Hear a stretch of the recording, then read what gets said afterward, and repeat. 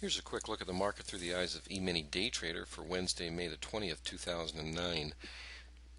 This, of course, is just a shortened version with fewer charts and so forth than what's posted on our members' website.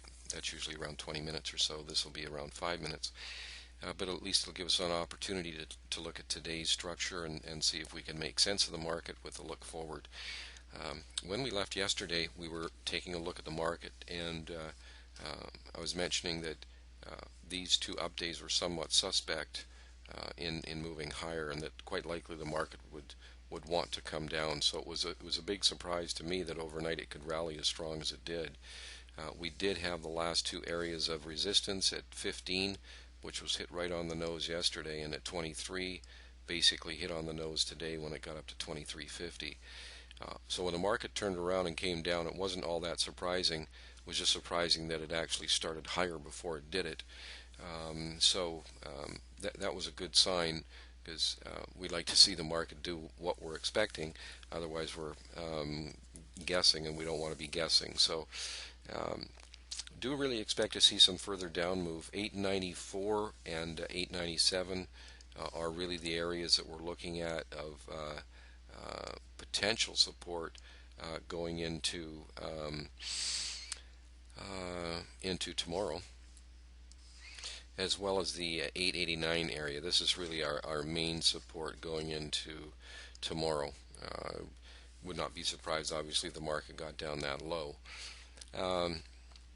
And when we're taking a look at the market on an overnight basis, it was I don't really know if there was any news per se on the overnight trade coming from the overseas market or anything like that, but you can see here that we were expecting some follow through lower. This was yesterday, so the market, this is the overnight session where it opened, very little follow through lower, and then came right back up, and most of the volume forming here above yesterday's or at the high of yesterday's value. So that's of course obviously why the market opened as high as it did in the regular trading hours today.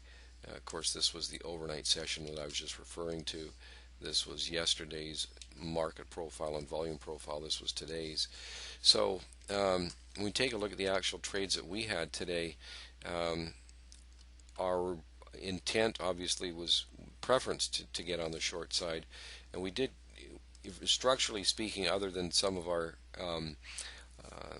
trades that our more experienced traders would use, but as far as our core trades were concerned, we waited till here to get short, so I had a nice participation here as the market went down.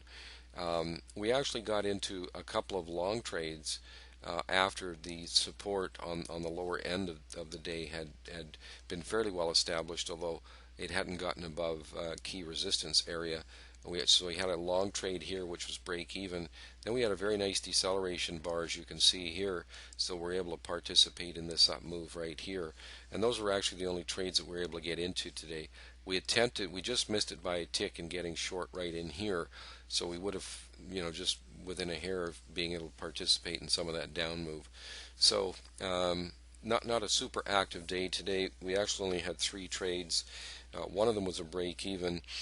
The other 2 trades reached plus 3.5 points and plus 5 points, so easily reaching our first 2 objectives, and coming out of there with 0.75 on the final partial on one and 2.75 points on the final partial on the other one. So a nicely profitable day, but just with the 3 trades today. So that's really a quick synopsis of what happened today in our trading, and a quick overview of what we're looking at going forward. Of course, that 914 area is going to be good resistance going into tomorrow, and then the other support areas that I was just mentioning. So that's really what we're looking at as far as the immediate direction for tomorrow, expecting continuation down, and a quick look at areas of support and resistance. And just to finish up here, if you have any interest whatsoever, we'd love to hear from you. Just send us an email or give us a call. Phone number's on the website, or send us an email at info@eMiniDayTrader.com, or just view some of our videos and so forth and charts and whatnot on our website at eMiniDayTrader.com. Thanks, and that'll be it for Wednesday, May the 20th, 2009.